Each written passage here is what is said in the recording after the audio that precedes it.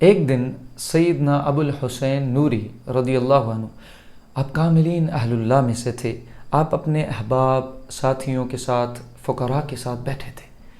ایک نیا شخص آیا اور جسے وہ اہل بغداد اور وہاں کے لوگ نہیں پہچان رہے تھے، تو وہ آ کے سیدنا ابو الحسین نوری کے ساتھ بیٹھ گیا۔ تھوڑی دیر بیٹھا اور آپ سے ذرا گفتگو کی۔ اس کے بعد وہ شخص زار و قطار رونے لگا اور ساتھ میں سیدنا ابو الحسین نوری بھی رونے لگے، اور سارا مجمع جو تھا وہ دیکھ کر ان کو وہ بھی رونے لگے کہ آخر پتہ نہیں رو کیوں رہے ہیں۔ تو اس طرح گریہ و فغاں جاری ہو گئی محفل میں۔ کچھ دیر بعد وہ وہاں سے اٹھا اور چلا گیا۔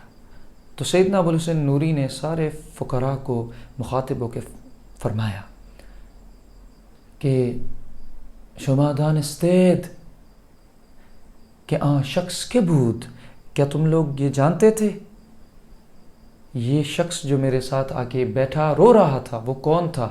سب نے کہا کہ ہمیں تو خبر نہیں تھی، ہم پہلی بار دیکھ رہے تھے۔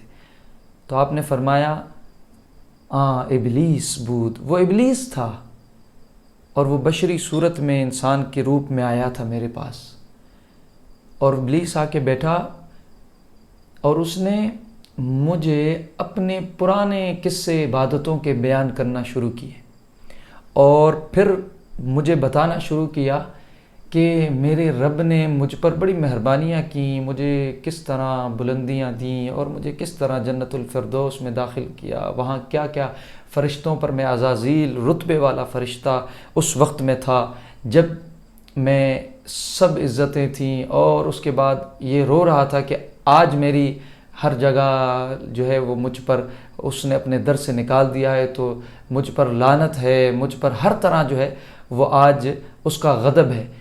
تو وہ رو رہا تھا ان چیزوں کو یاد کروا کر مجھے، کہ وہ زمانہ مجھے یاد آ رہا ہے، رو رہا تھا۔ تو آپ نے فرمایا کہ لیکن آپ کو پتہ ہے میں کیوں رویا؟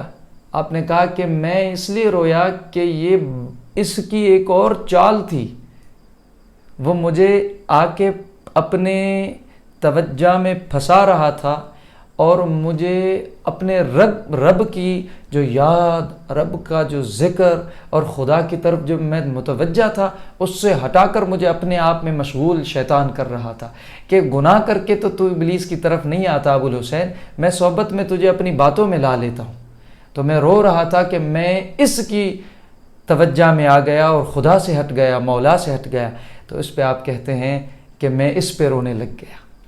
تو اہل اللہ جو ہیں ان کو چونکہ وہ گناہ سے بچتے ہیں اور ہر طرح کی بے ادبی سے بچتے ہیں، پھر بھی شیطان انہیں کس طرح اللہ سے اور اس کے ذکر سے دور کرنے کے حربے اور کس طرح جو ہے وہ چالیں چلتا ہے، تو آپ سوچیں کہ ہم اور آپ کو کس طرح شیطان ہر روز وہ اللہ سے دور کرنے کے کیا کیا چالیں کرتا ہوگا۔ تو اس لیے اس سے بچنے کا ایک ہی ذریعہ ہے کہ اپنے رب سے توجہ نہ ہٹائی جائے، اور اپنے رب کی طرف ہر وقت اس کے ذکر کی طرف جو ہے وہ بھاگنا اور دوڑنا چاہیے۔ تو اللہ تبارک و تعالی ہمیں اپنی کامل محبت اور اپنی کامل قربت نصیب فرمائے۔